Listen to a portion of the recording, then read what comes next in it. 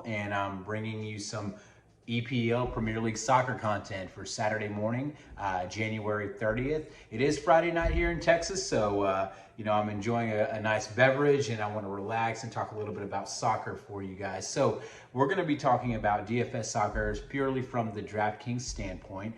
We do cover FanDuel as well, but in regards to DFS sites, obviously we want to bring something to you more specific where we play a lot more on one site than the other. So I'm a DraftKings guy, so that's where we're going to come at you from. But in the content, in the article at yourfooterschoice.com, you're going to see plenty of references to FanDuel pricing, value plays, or maybe guys that are overpriced. So if this is your first time playing DFS soccer, this is your first time on our YouTube channel, welcome in.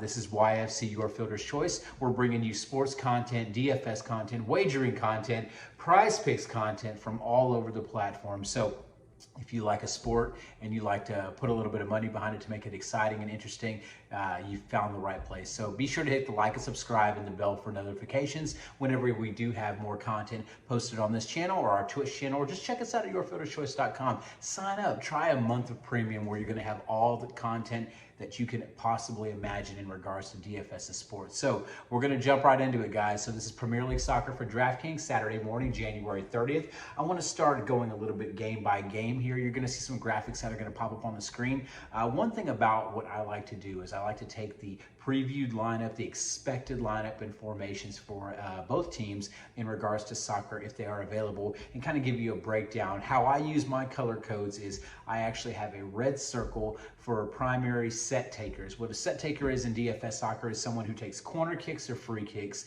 and is going to give you more of a floor point. So you see a lot of things like core plays or cash plays. These are guys that we know are going to be safe. They know we're going to provide value. So a red circle is going to be somebody who's going to be a preferred play. Now, there are things that are going to change that. Obviously, odds in the soccer game are going to be big time. If we have an overwhelming favorite, the other side of the formation might have a red circled player. However, they may not be in play because I'm not going to go against a negative 800 favorite and I'm playing a 1500 plus 1500 underdog.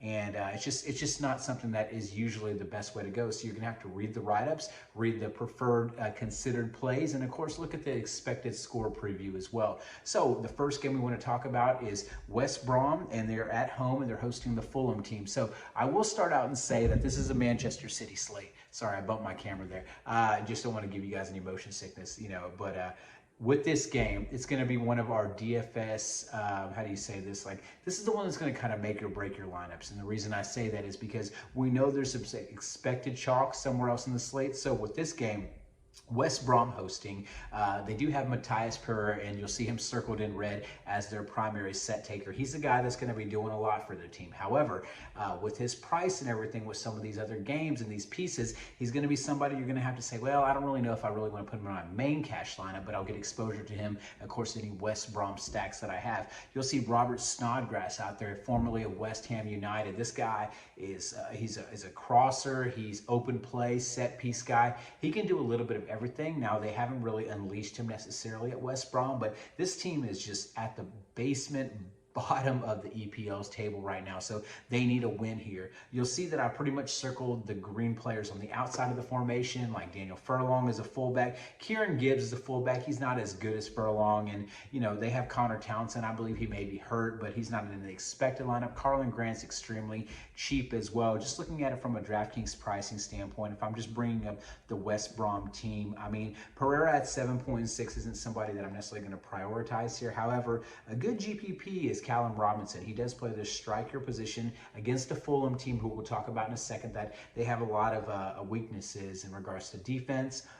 They're also a bottom of the EPL table team, so there's somebody we can definitely attack here. Obviously, you might see a Grosicki in the lineup. He is midfielder and forward eligible at 5.1, who does provide a lot of value. Conor Gallagher is a Chelsea loanee to West Brom. I don't know if he's expected to play or not, but he does have a lot of skill. Probably a better real-life player right now than a DFS player because he doesn't have any set-piece equity. So not really somebody we're going to look at here. I mean, outside of that, guys, like I said, Carlin Grant at 3.9, playing outside wide, is somebody that I feel like is a good value play for this team. Now, going over to the other side, Fulham. another bad team. But West Brom's is probably worst in regards to defense. So Fulham we do have to look at, especially with Adela Lookman at 8.1, who's extremely pricey. But he could have a big game here, but that price tag is probably going to push him out of most cash lineups. Ivan Cavallero is formerly of the Wolverhampton Wanderers. When he was on Wolves, he got to play sparingly. However, whenever he got loaned out and eventually settled into Fulham, he was a starter. And when they were in the EFL Championship, Anthony Knockert also played for this team. So there was a lot of splitting of set pieces and whatnot, but Cavallero is probably the go-to guy in regards to corner kicks, free kicks, and just getting creative with any particular dead balls. Now, he's going to have a good floor. He's only averaging 8.1 in regards to DraftKings points, but you know, he's going to provide you some value at 6.6. He's somebody that I want to look at, especially because he's multi-positional eligible on this slate. Now, there are some other plays that I like down there. They do have some good fullbacks from Fulham, so it's I guess, a position that we should consider. They usually play as a wing-back position. Anthony Robinson is a U.S. men's national team player, or hopeful player. Kenny Tete is actually a very good wide player as well. You'll see Ruben Loftus-Cheek, who's also a Chelsea loanee. I'm a Chelsea guy, so I follow these guys, but he's a much better real-life player than DFS player anyway. But because of his position on the pitch, we do have to consider him there. So, you know, I mean, you got to temper expectations. You may get a piece of each of this side just in regards to cash games because their pricing looks decent for you. So this is a game that we do have to consider. Now, the good thing is about this EPL slate, it's not split. All these games are going off at the same time at 10 a.m. Eastern, 9 a.m. Central for here in the good Lone Star State. I'm going to move on to the next game here, and this is the big one here. If it's going to pop up on my screen, I believe we have the Manchester City game. Now, Manchester City is going to be, hosting Sheffield United. The biggest thing with this Manchester City team, they did play midweek, so we have to kind of expect that they're probably going to rotate their lineup a little bit. There could be some changes and whatnot. You know, I don't really know what to expect necessarily from the starters, but I can say that Kevin De Bruyne looks like he is still hurt and he's not going to be playing, and he's one of the highest priced players on the EPL slate. We have to kind of go Kevin De Bruyne light and hopeful that Phil Foden actually does start. Now, Manchester City routed their opponents 5-0 midweek. I believe it was West Brom. So Foden didn't get a whole game in. He was one of my preferred core plays. However, after those 4 goals while he was in, he got a piece of 0. So he still took the most corner kicks, the most set pieces. He seems to be the guy that Pep Guardiola trusts.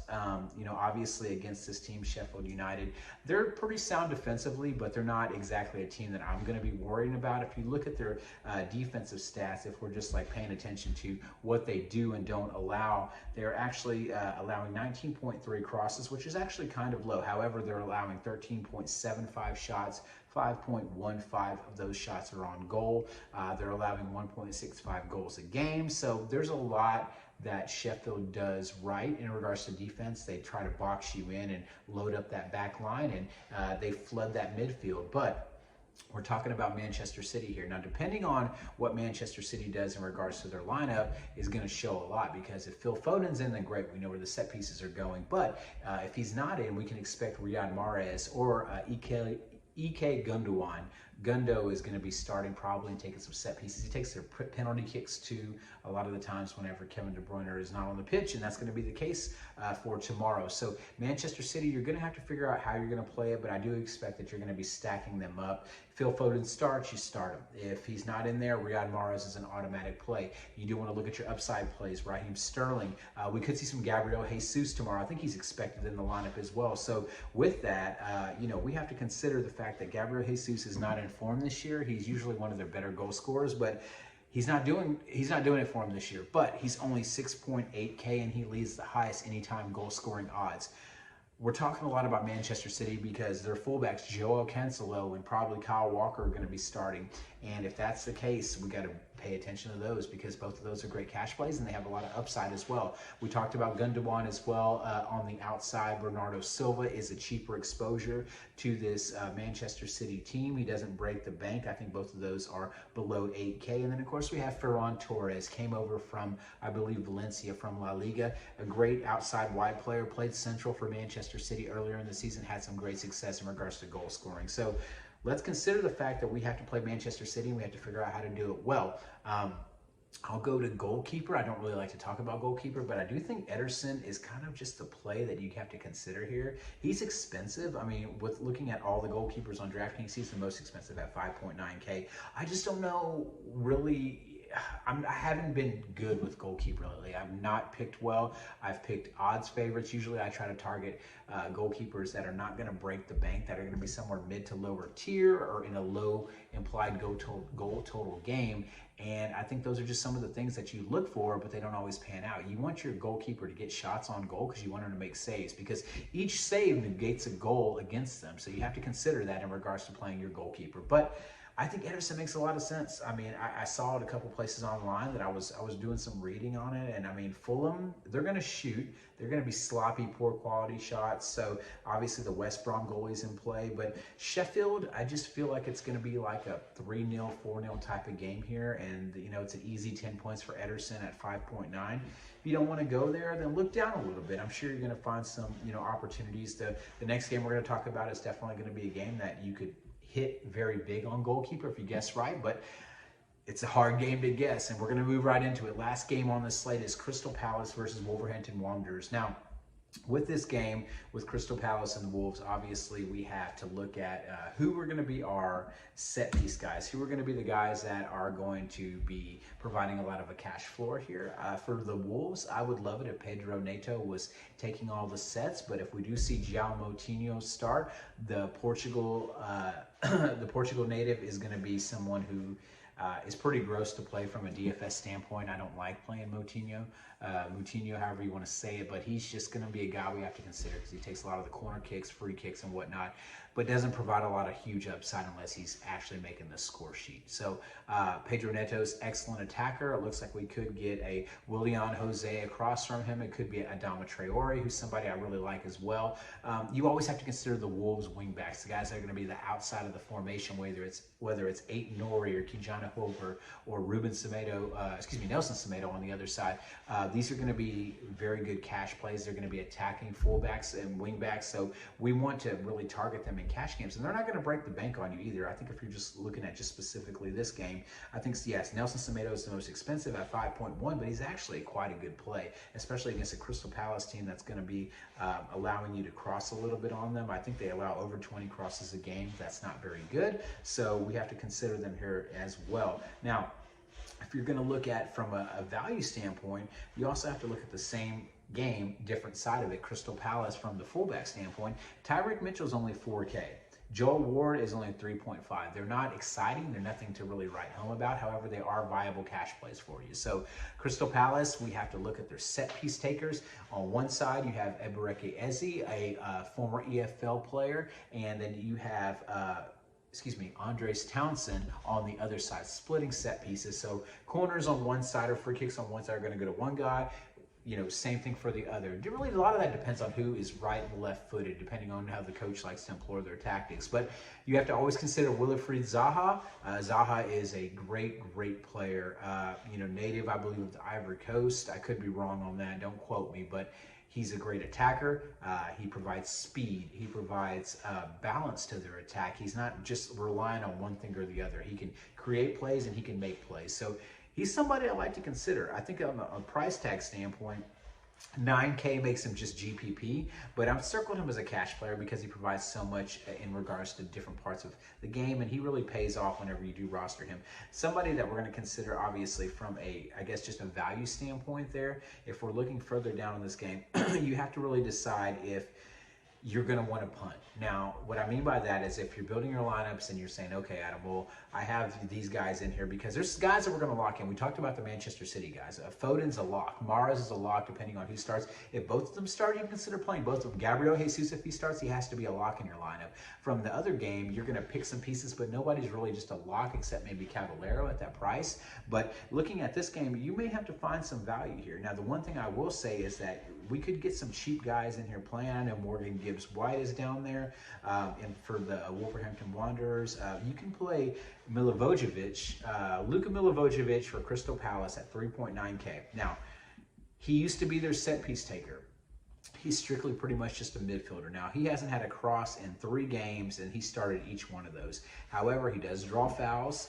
He's 3.9K. There's a lot that you can look at from him. You can go up a little bit more. We talked about Tyreek Mitchell, but if we get a Patrick Van Aanholt, if he starts at left back for Crystal Palace, this is a guy that was approaching the 6Ks last year whenever he was playing. He's a great crosser, somebody we can definitely consider as well. So, guys, that's my 15-minute mark that I set for this video. I wanted to cover a little bit of a basis, but we're focusing on Manchester City. Check the article out. We're going to have Prize Picks plays at the bottom. It's one of our affiliates. If you use code YFC, you'll be sure to get a 100% deposit match bonus up to $100. So for EPL tomorrow on DraftKings, we're focusing on Manchester City. That's going to be our main plays. You can expect that core play for me is going to be Foden or Mahrez. Gabriel Jesus is going to be one. And then, of course, I think I'm going to target one of their fullbacks as well. I think Joel Cancelo has excellent upside. He's probably one of my favorite players. That's not going to really just break your bank there at defender. Like I said, he's probably one of the most expensive, and he is at 6.4K.